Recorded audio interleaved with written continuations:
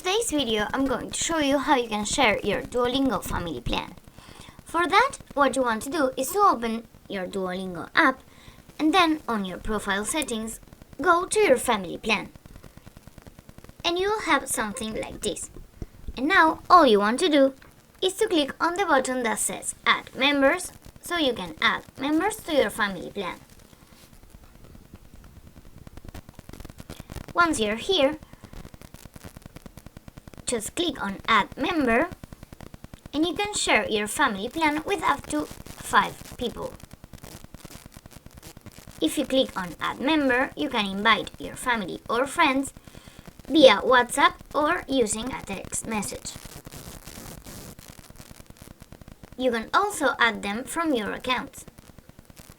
And that's it. Once you finish, click on Continue. So if this video was helpful, please give it a like, share and subscribe to the channel for more tutorials like this. And I will see you on the next one. Bye!